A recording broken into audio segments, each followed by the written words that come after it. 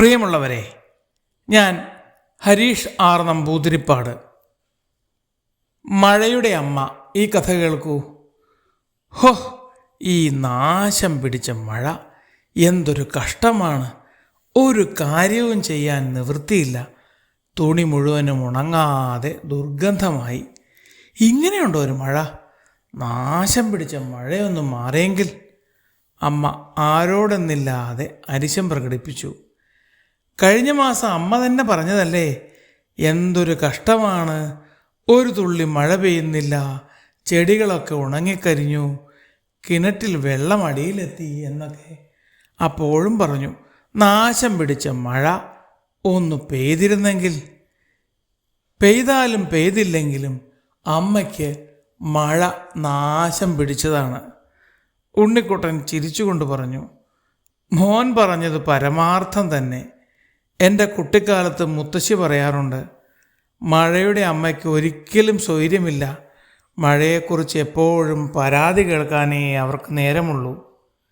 മുത്തശ്ശി ചിരിച്ചുകൊണ്ട് പറഞ്ഞു, മഴയുടെ അമ്മയോ? മഴയ്ക്ക് അമ്മയുണ്ടോ? കുഞ്ഞമ്മണിക്ക് സംശയം. അതല്ല മോളെ, കുട്ടികൾ ചെയ്യുന്ന കുസൃതികൾക്ക് അമ്മമാരാണല്ലോ പഴി കേൾക്കാറ്. മനുഷ്യരുടെ സ്വഭാവത്തെക്കുറിച്ച് ശരിക്കും മനസ്സിലാക്കിയ ആരോ പറഞ്ഞതാണ് ഈ കഥ. ഒന്നും ചെയ്തില്ലെങ്കിലും കുറ്റം, എന്തു ചെയ്താലും കുറ്റം. മുത്തശ്ശൻ ദീർഘനിശ്വാസം വിട്ടു. അക്കാര്യത്തിലും എൻ്റെ മുത്തശ്ശി പറയുന്ന രസകരമായ ഒരു ചൊല്ലുണ്ട്, ഉണ്ടാലും കുറ്റം, ഉണ്ടില്ലെങ്കിലും കുറ്റം. എങ്കിലും ഉണ്ടേക്കണം, വിശപ്പെങ്കിലും മാറൂലോ. അത് ശരിയാ. മറ്റുള്ളവരുടെ വിമർശനങ്ങൾ കേട്ട് പകച്ചിരുന്നാൽ ഒന്നും ചെയ്യാൻ നിവൃത്തിയില്ല. ചിലതൊക്കെ ഒരു ചെവിയിലൂടെ കേട്ട് മറുചെവിയിലൂടെ കളയണം. മുത്തശ്ശന് സംശയമുണ്ടായിരുന്നില്ല. പിന്നല്ലാതെ, ഉണ്ണിക്കുട്ടൻ ആവേശത്തോടെ പറഞ്ഞു. അത് ശരിയാ. പഠിക്കുന്ന കാര്യം പറഞ്ഞാൽ ഉണ്ണിക്കുട്ടൻ ഒരു ചെവിയിലൂടെ കേട്ട് മറു ചെവിയിലൂടെ കൃത്യമായി കളയും. അമ്മ പരിഭവം മറച്ചു വച്ചില്ല.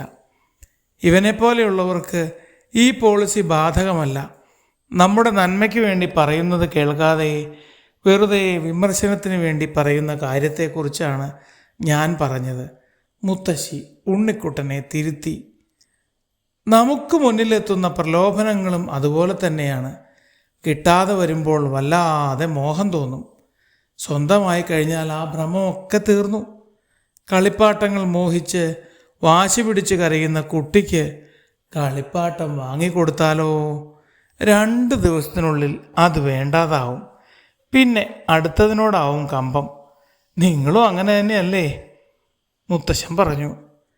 ഇത് കേട്ട് ഞാനൊന്നും മിണ്ടുന്നില്ലേ എന്ന് പറഞ്ഞ് ഉണ്ണിക്കുട്ടൻ സ്ഥലം കാലിയാക്കി. അത് കണ്ട് എല്ലാവരും പൊട്ടിച്ചിരിച്ചു.